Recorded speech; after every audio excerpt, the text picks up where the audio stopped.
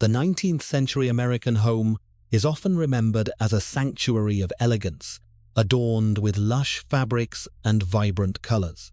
Yet, beneath this beautiful veneer of affluent domesticity lurked a terrifying menace. Somewhere locked deep inside a secure vault, there lies a book so inherently dangerous that simply turning its pages could kill you.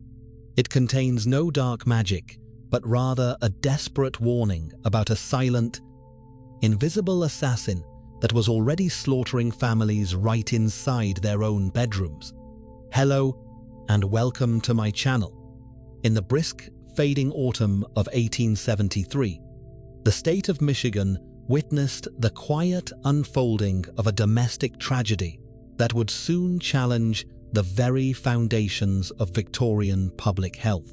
A highly respected and affluent member of the Michigan House of Representatives relocated his family into a magnificent, newly constructed residence. At the time, the Victorian home was celebrated as the ultimate sanctuary, a physical fortress designed to protect the family from the grime, disease, and moral decay of the outside world. This particular house was a testament to political success and social standing, boasting towering ceilings, thick velvet draperies, and the finest imported furnishings that money could acquire. The undeniable centerpiece of this domestic paradise was the children's bedroom, an expansive space occupied by the statesman's two young sons. Wanting to provide a stimulating and fashionable environment for their children, the affluent parents had the nursery decorated according to the absolute height of contemporary interior design. The walls were covered from floor to ceiling in breathtaking wallpaper of a vivid, luminous emerald green.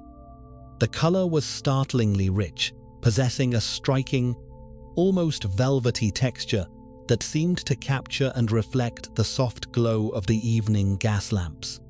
It was a picturesque setting, an idyllic backdrop for childhood that masked a horrifying reality. Yet, scarcely a few weeks after the family had settled into their lavish new quarters, a terrifying and inexplicable shadow fell upon the household. The two young boys, who had previously been the picture of robust, energetic health, began to succumb to a baffling and debilitating illness. It did not strike with the sudden violence of cholera or typhoid, but rather crept into their small bodies with a sinister, agonizing slowness. It began with a chronic, heavy exhaustion. The boys grew lethargic, their youthful vitality draining away until merely getting out of bed became a monumental struggle. Soon, strange, unexplained lesions and painful sores began to erupt across their pale skin. Their breathing grew increasingly shallow and labored, as though an invisible, suffocating weight was pressing down upon their chests in the dark. Moreover, they were tormented by a persistent, unquenchable thirst, begging for water at all hours of the night, their throats parched by a mysterious fever that made no medical sense. Desperate to save their children, the frantic parents summoned the most esteemed local physicians to their grand estate. The doctors arrived with their black bags, examined the frail boys, and consulted their medical texts. They prescribed heavy tonics, recommended bed rest, and offered a variety of vague, unhelpful diagnoses, ranging from a weak innate constitution to the lingering effects of foul outdoor miasma. But no medicine could halt the children's relentless, agonizing decline. However, amidst the clinical confusion and the family's growing panic, there was a peculiar, highly specific pattern to their suffering. It was a subtle, almost supernatural clue that completely evaded the medical professionals of the era.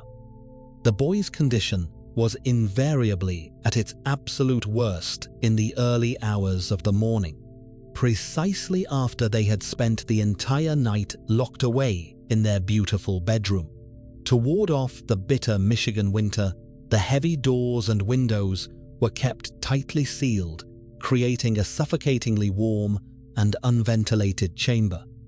In a strange twist that only deepened the terrifying mystery, whenever the children were momentarily removed from the grand house to visit relatives, or when they managed to gather enough strength to play outside in the crisp open air, their horrifying symptoms inexplicably began to recede.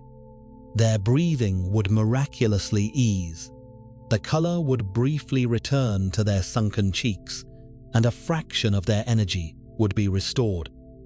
But this relief was always tragically temporary. The moment they were placed back into the confines of their exquisite green nursery to rest, the invisible sickness would wrap its hands around their throats once more. The parents were plunged into an unimaginable abyss of despair, forced to watch helplessly as their beloved sons withered away before their very eyes, completely unaware that the magnificent walls surrounding them were the very things slowly pulling the life from their lungs.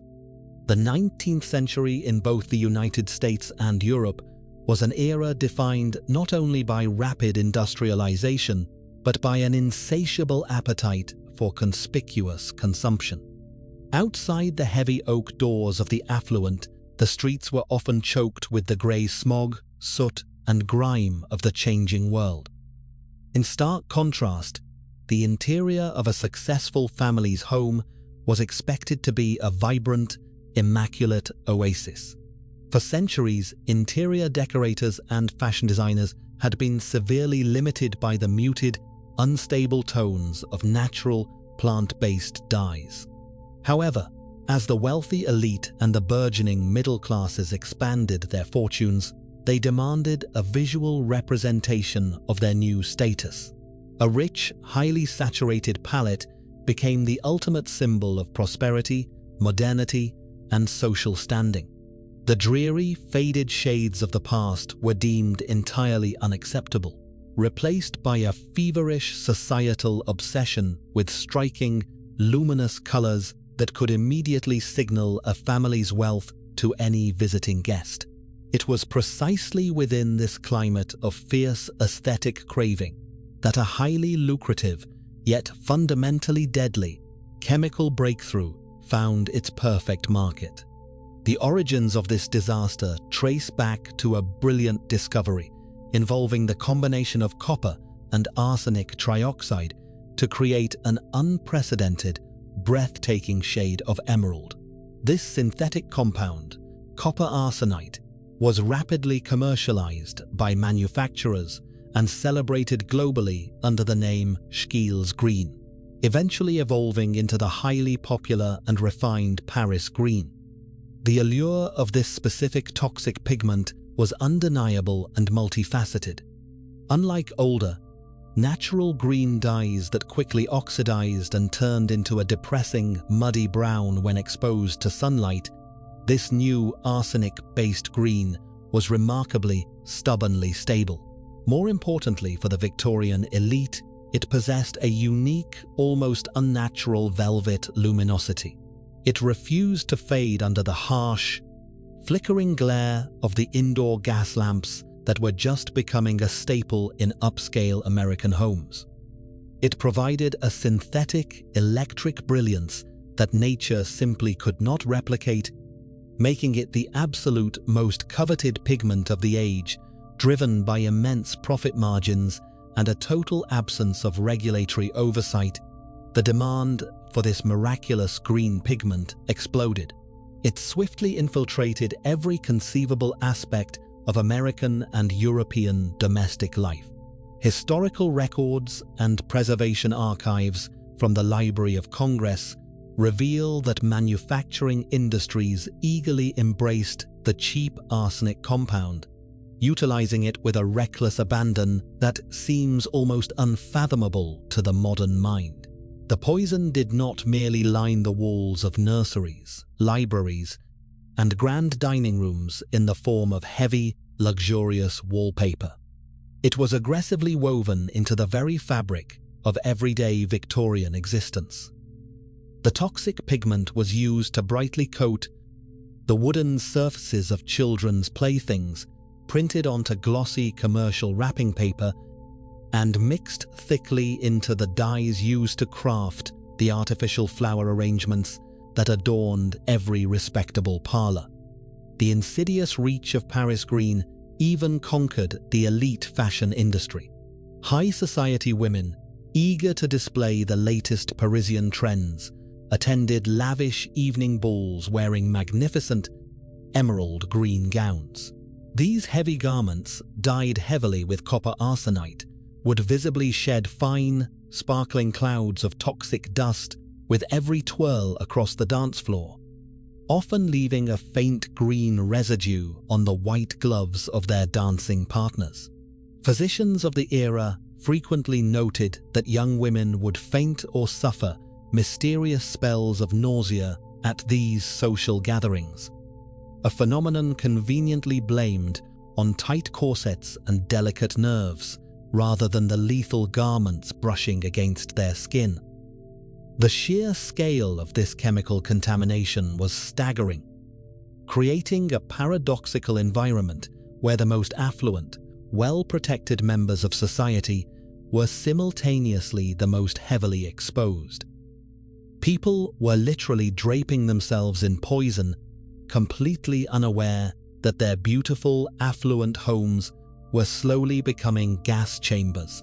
As the local physicians exhausted their limited repertoire of heavy tonics, bed rest, and vague medical theories, the desperate Michigan statesman reached out to an entirely different kind of expert. Enter Dr. Robert M. Kedzie, a prominent physician and a pioneering professor of chemistry at the Michigan State Agricultural College. Unlike the traditional medical men of the era who focused almost exclusively on the internal humors of the human body, Kedzie possessed a mind rigorously trained in the empirical science of chemical analysis. He arrived at the Grand Estate in 1873, not merely as a healer of the sick, but as a methodical investigator determined to meticulously dissect the physical environment in which the two boys were slowly perishing. Upon being escorted into the suffocatingly warm, tightly sealed nursery, Kedzie did not immediately rush to the bedside to examine the frail children. Instead, the sharp, analytical gaze of the chemist was instantly drawn to the perimeter of the room.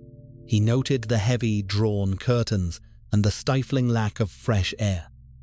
But it was the striking, almost hypnotic emerald green wallpaper that completely arrested his attention. While the grieving parents saw only a testament to their refined taste and financial success, Kedzie, who was deeply familiar with the unregulated industrial manufacturing practices of the late 19th century, immediately recognized a potential hazard. The sheer, vibrant intensity of the green, so perfectly unfading and velvety under the glow of the gaslight, was the unmistakable hallmark of a specific, highly suspicious pigment, acting on a chilling, unspoken hypothesis. Kedzie requested permission to alter the pristine room.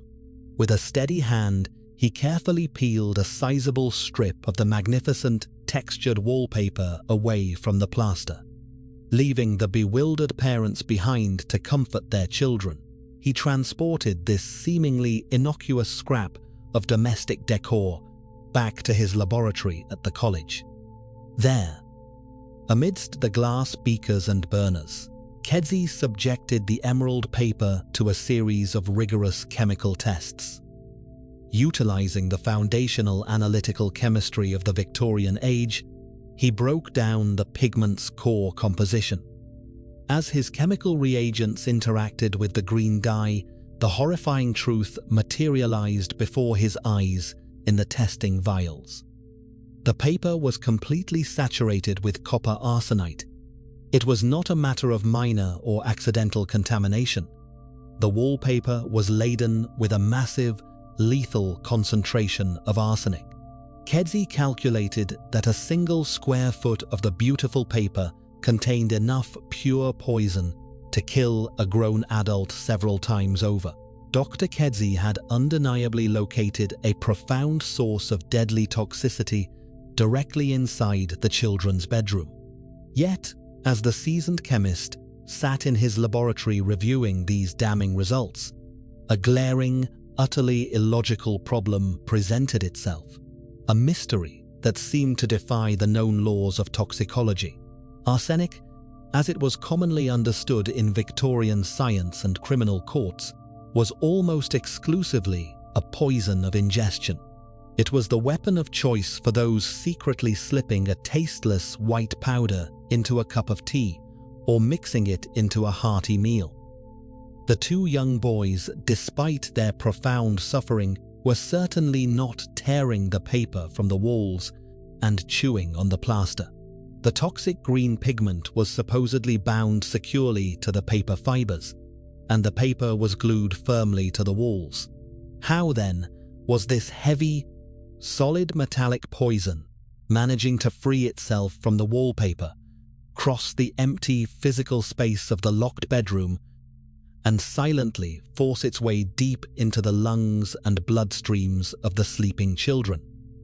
Dr. Robert Kedzie stood in the opulent bedroom of the Michigan congressman, staring at the vibrant green walls with a profound sense of dread, holding a piece of evidence that defied basic logic. His rudimentary chemical tests had already confirmed the presence of staggering amounts of copper arsenite within the paper's fibers, but a glaring contradiction remained unsolved. The ailing boys were not tearing the paper from the walls and chewing it, nor were they inhaling large quantities of green dust, as the wallpaper was practically brand new and immaculately clean. How exactly was the poison leaping from the physical confines of the walls directly into their lungs and bloodstreams? The complete answer to this terrifying medical mystery would not be fully documented until 1891, when an Italian physician and biochemist named Bartolomeo Gozio, alongside detailed pathology reports published in The Lancet, finally unraveled the precise mechanism of this invisible slaughter. They discovered that the true killer was not just the chemical itself, but an insidious biological alliance operating in the dark. To truly comprehend this macabre alchemy of death, one must first examine the specific architectural and environmental realities of a high society, 19th century American home. During the bitter, freezing winters of the Midwest and the damp, oppressive rains of autumn, Victorian houses were fortified like impenetrable fortresses against the harsh outdoor elements. Heavy, layered velvet curtains were drawn tight across the double-paned windows. Thick woolen rugs covered every inch of the floorboards, and heavy oak doors were kept firmly shut to trap the precious warmth generated by the coal-fired grates. Yet, this obsessive need for insulation and draft prevention inadvertently created an artificial, unintended microclimate. The warm, stagnant, and highly humid air trapped inside these lavishly decorated rooms provided the absolute perfect incubator for something microscopic to thrive. He, just behind the beautiful, expensive veneer of the emerald wallpaper, flourishing in the dark, narrow spaces between the rough plaster and the thick paper, lay a veritable feast waiting to be consumed. The professional wallpaper hangers of the Victorian era relied exclusively on thick, organic, homemade pastes, usually concocted from a mixture of wheat flour, warm water, and animal bone glue, to adhere the heavy, luxurious rolls to the domestic walls. In the persistently damp confines of these sealed, poorly ventilated bedrooms, this organic layer of starch became a highly fertile feeding ground for a specific, naturally occurring entity. It was a remarkably common household fungus known to the scientific and medical communities as Scopulariopsis brevicolis. Under normal, everyday circumstances, this particular mold was relatively harmless, little more than a microscopic nuisance of domestic life. But it was only when this living organism was directly introduced to an environment completely saturated with heavy metals that it transformed into an active, relentless participant in domestic murder. As the long winter nights set in and the bedroom doors were closed tight to the rest of the cold house, the mold began to aggressively feed and multiply on the organic wheat paste.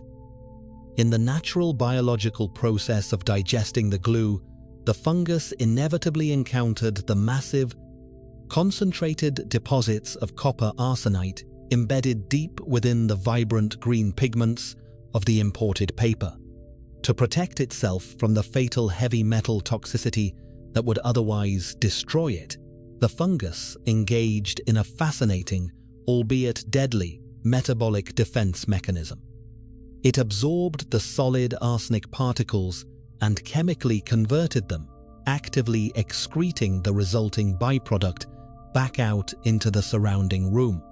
This was the terrifying scientific breakthrough that Bartolomeo Gosio would later outline in his groundbreaking papers. The mold was actively transforming the dormant, solid poison into trimethylarsine, a highly toxic, volatile airborne compound that would soon become infamous in medical history as Gosio gas. What made this biological chemical weapon so devastatingly effective against the affluent families of America was its absolute, terrifying subtlety. The newly synthesized trimethylarsine was entirely colorless, completely invisible to the naked eye as it drifted through the domestic spaces. It carried only the faintest, vaguely sweet odor of garlic, a scent so delicate and subtle that it was easily masked by the heavy floral perfumes, the lingering coal smoke from the fireplace, and the strongly scented potpourri that were ubiquitous in wealthy Victorian households. As the congressman's children lay in their soft beds, tucked securely beneath their heavy wool blankets, the brilliant emerald walls surrounding them were literally breathing out concentrated toxic fumes. The Gosio gas silently radiated from the gorgeous, intricate floral patterns, sinking heavily into the stagnant air and slowly filling every cubic inch of the sealed bedroom from the floorboards to the ceiling. While the young victims were deeply submerged in what their parents believed was a restful, healing sleep, they were unknowingly inhaling pure, gaseous arsenic with every single unconscious breath, their opulent sanctuary perfectly transformed into an inescapable execution chamber.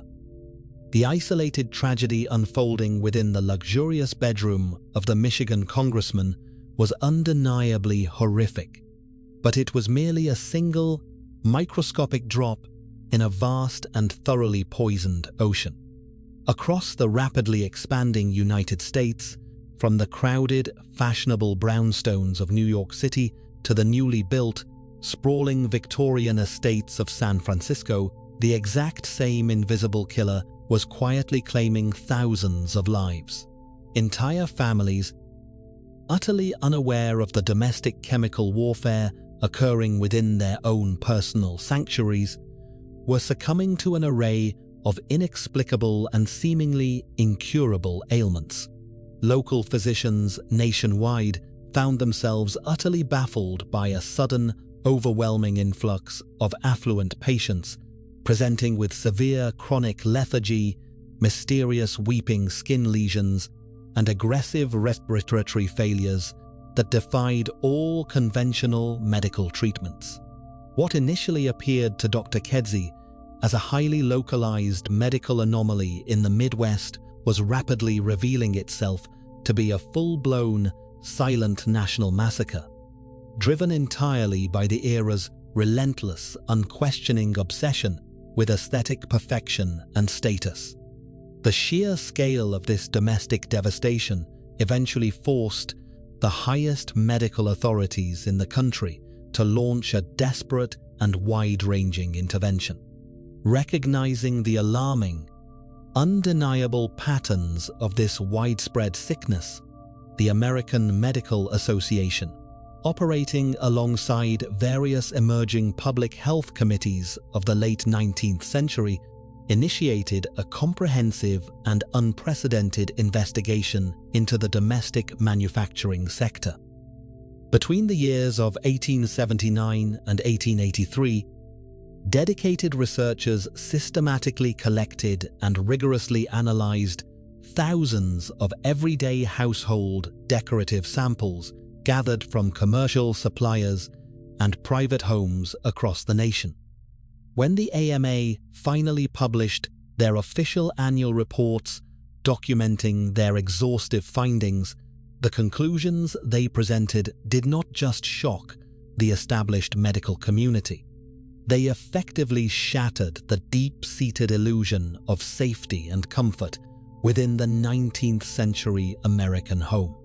The meticulous data confirmed the absolute worst fears of physicians like Dr. Kedzie, permanently transforming scattered local suspicions into undeniable, horrifying empirical facts. The official statistics detailed within the pages of the AMA's reports painted a chilling picture of a society that was literally wrapping itself in poison in the blind pursuit of beauty. According to their exhaustive nationwide estimates, an astonishing 54 to 65% of all wallpaper currently being manufactured, sold, and installed across the United States contained active, measurable traces of arsenic. This meant that significantly more than half of the country's private residences, luxury hotels, and even newly constructed hospital wards were actively draped in toxic heavy metals. But the true paralyzing horror lay hidden deeper within those precise percentages. The medical researchers definitively concluded that a full 1/3 of these arsenic-laced wallpapers contained the poison at concentrations so extraordinarily high that they were officially classified as lethal. A single square foot of this highly concentrated decorative paper held more than enough toxic material to kill a healthy adult human several times over. Wealthy Americans were unknowingly spending vast portions of their fortunes to systematically line the walls of their nurseries, dining rooms, and parlors with genuine instruments of death. But confronting a massive, unregulated, multi-million-dollar industry with scientific truth rarely goes unpunished. The powerful wallpaper manufacturing tycoons, suddenly facing the very real threat of total financial ruin and widespread public boycotts, immediately launched a ruthless, highly coordinated, and heavily funded counterattack against the medical establishment. They mobilized a vast network of industry-sponsored newspapers, trade journals, and popular magazines to fiercely and publicly push back against the AMA's damning conclusions. These compromised publications printed scathing, front-page editorials mocking the research scientists, aggressively accusing doctors of deliberate fear-mongering and fabricating a fake crisis solely to protect their own lucrative medical empires by inventing new diseases to cure. Wealthy factory owners brazenly insisted that the arsenic tightly bound in their vibrant green dyes was permanently fixed, completely inert, and perfectly harmless to humans, openly challenging local physicians to prove otherwise in a court of law. With the press heavily influenced by industrial wealth and the public deeply confused by the conflicting narratives, it became chillingly clear that standard academic warnings were completely useless, forcing one desperate doctor to devise a profoundly dangerous solution of his own. Watching the powerful, multi-million-dollar wallpaper syndicates successfully manipulate the press and actively suppress the horrifying medical truth, Dr. Robert Kedzie realized with a sinking dread that he was fighting a rapidly losing battle using entirely the wrong conventional weapons. The dry, heavily technical statistics buried deep within the American Medical Association's annual health reports simply could not pierce through the general public's ingrained apathy, nor could they successfully compete with the alluring full-page advertisements placed by wealthy, influential manufacturers. If the affluent citizens of Michigan were going to stubbornly refuse to believe the invisible airborne chemical threats described by concerned local physicians, Kedzie decided he would physically force them to look the ruthless killer directly in the eye. He concluded that standard academic warnings and impassioned newspaper editorials were entirely insufficient for the scale of the crisis. What the American public desperately needed was a terrifying, undeniable, and highly tangible physical demonstration of the domestic danger lurking within their very own homes. In the autumn of 1874, abandoning his traditional laboratory protocols, the deeply frustrated doctor embarked on what can only be described as a genuinely mad, profoundly macabre public health crusade.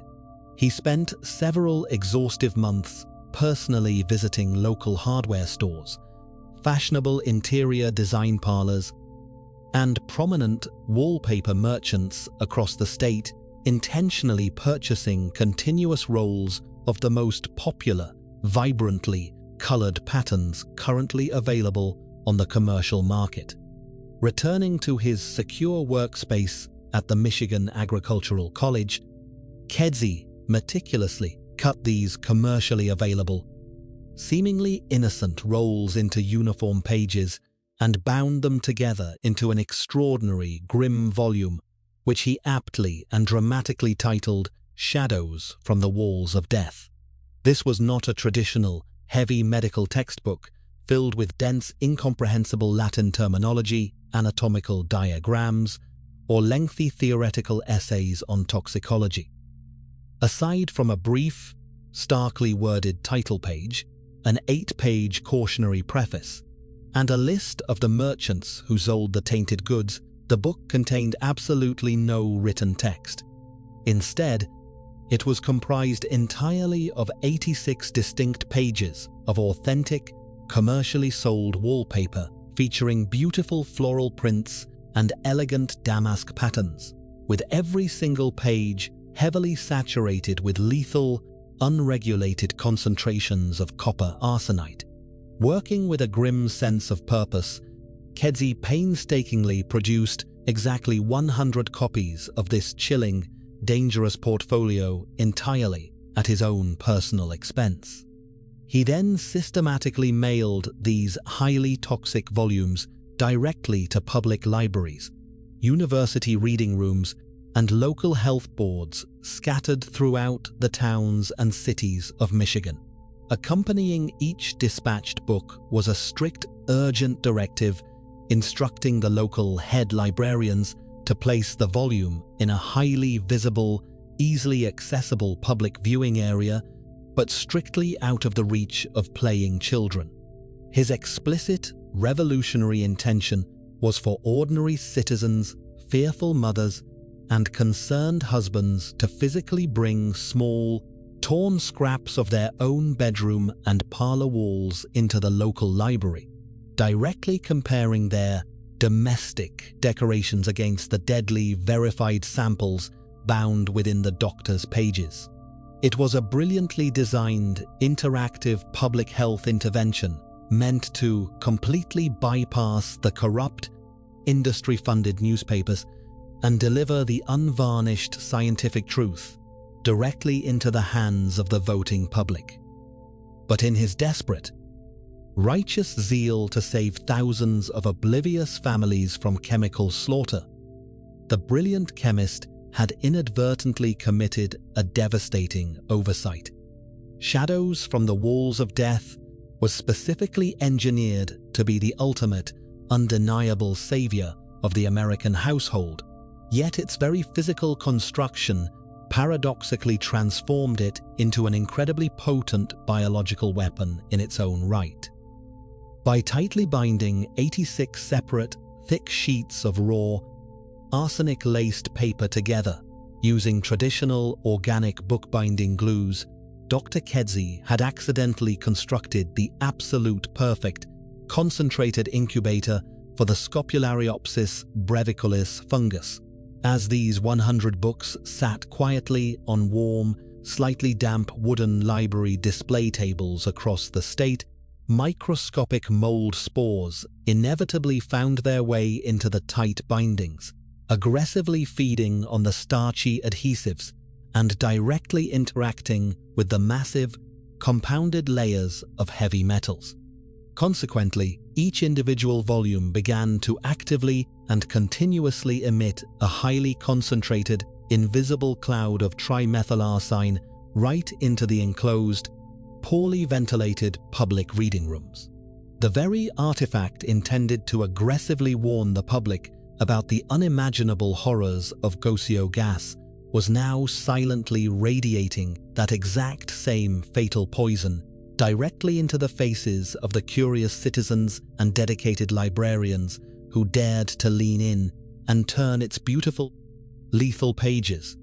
It did not take long for the terrifying unintended reality of Dr. Kedzie's radical public health crusade to aggressively manifest. Within mere weeks of these toxic volumes being proudly placed on open public display, the dedicated librarians and clerks tasked with overseeing these quiet reading rooms began to report a sudden, frightening onset of deeply familiar ailments.